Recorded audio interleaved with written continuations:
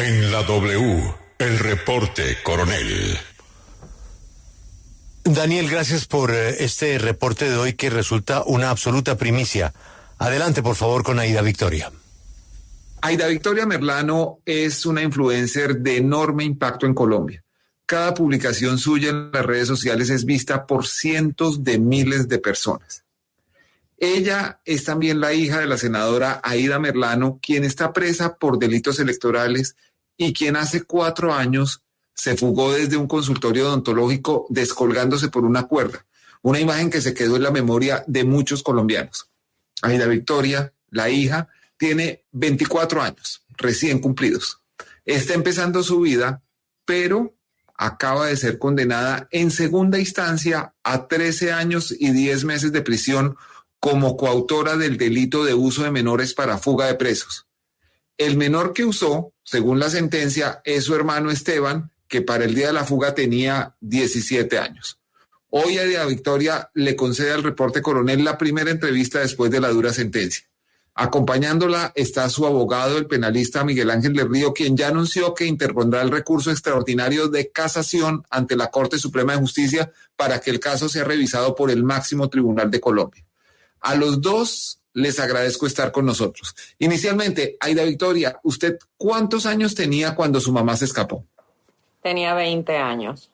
Es decir, era apenas 3 años mayor que su hermano Esteban. ¿Y por qué cree que la justicia estableció que fue usted la que usó a su hermano, apenas un poco menor, y no su mamá, la senadora, que por ser la madre tendría más ascendiente sobre él?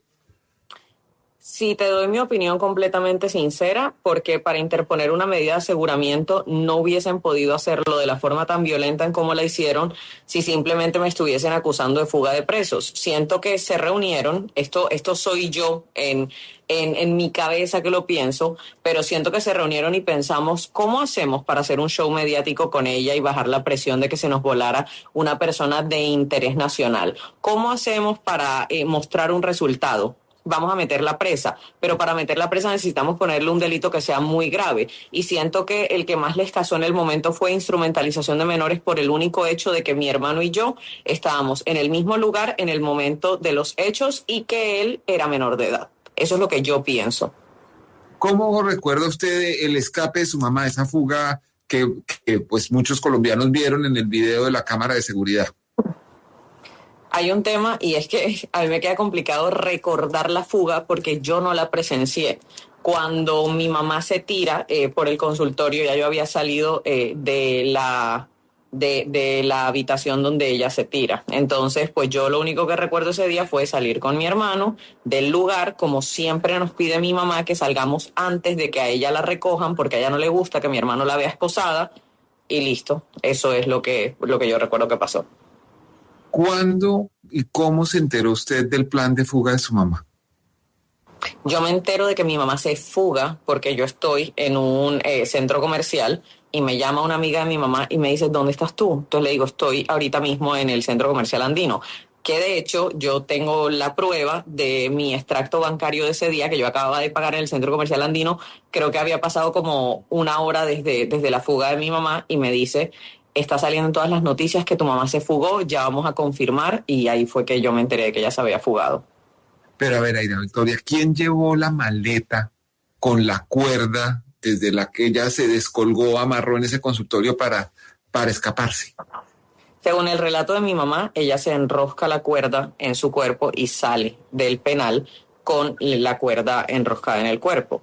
Y cuando mi mamá entra, porque yo la veo, mi mamá tenía como una camisillita abajo, tenía una camisa blanca, y de hecho, pues si tienen videos de cómo ella entró, debe verse específicamente eso. Ella estaba bastante robusta y tenía una chaqueta beige encima. Y luego, de repente, ya a lo largo de la visita, ya mi mamá tenía una camisa blanca y se veía mucho más delgada. O sea, es que esto no es un tema que yo me esté inventando, es que si ven cómo entró y si ven cómo está ya antes de fugarse, obviamente se ve mucho menos robusta. O sea que sí tiene sentido que se enroscara la cuerda en el cuerpo. ¿Qué le ha contado ella tantos años después? ¿Qué le ha contado ella sobre ese escape, sobre cómo fue preparándolo, cómo lo pensó, quiénes fueron sus cómplices para la fuga.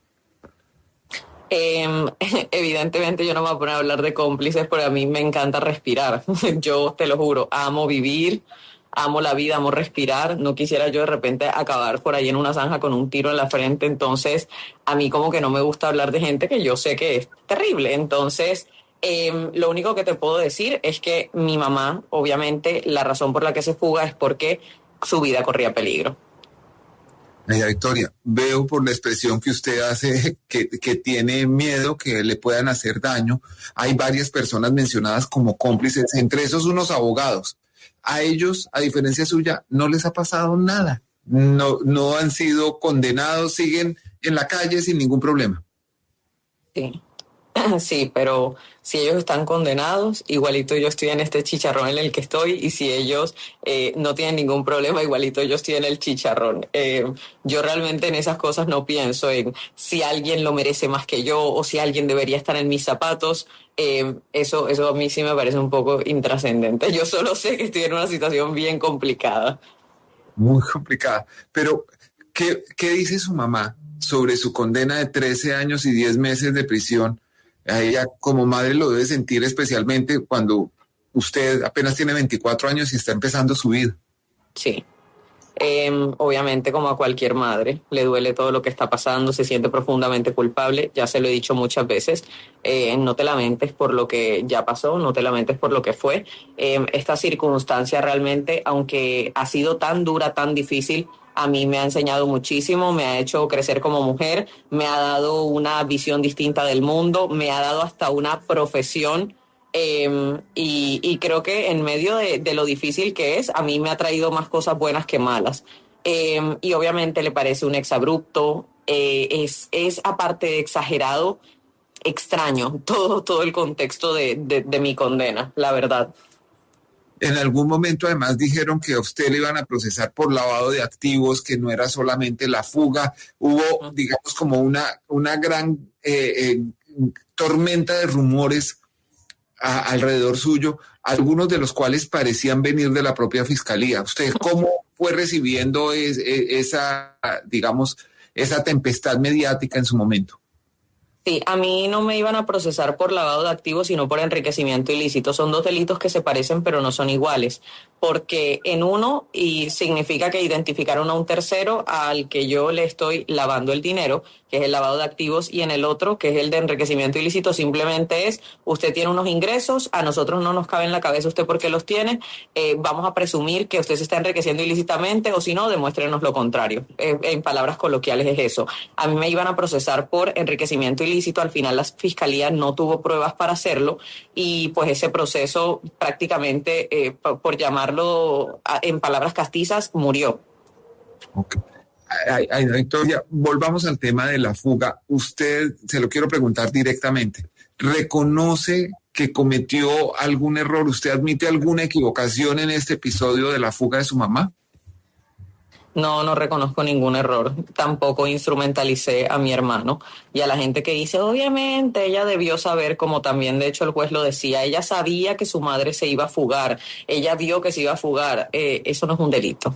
Si yo hubiese sabido, si yo hubiese visto, si yo hubiese contemplado, yo pude estar sentada comiendo crispeta viendo cómo mi mamá se fugaba, pero eso no es un delito. Yo no tenía ni la obligación ni legal ni moral de denunciarla, de hecho. Yo no fui partícipe de esa fuga, yo no orquesté la fuga como el juez lo dice.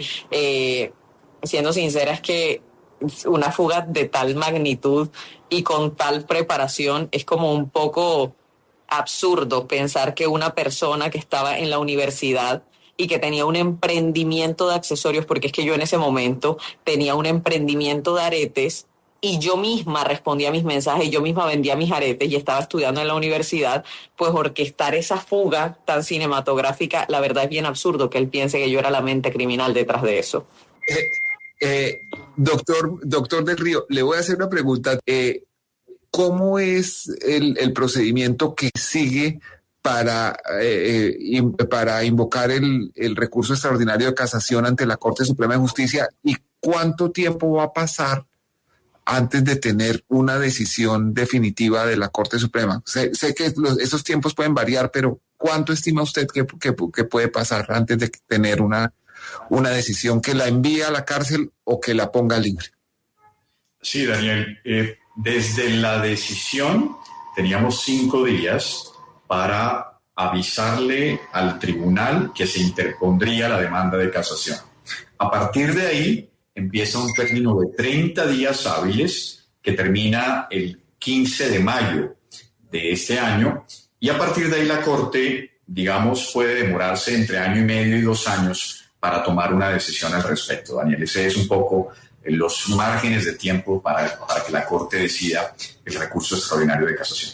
Muchas gracias. Y gracias, Aida Victoria, por concedernos la primera entrevista después de la dura sentencia que recibiste en segunda instancia.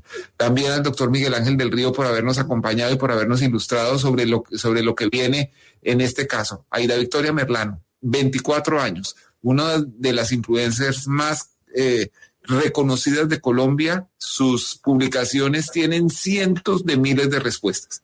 Hoy ella estuvo en el Reporte Coronel. Nos vemos pronto.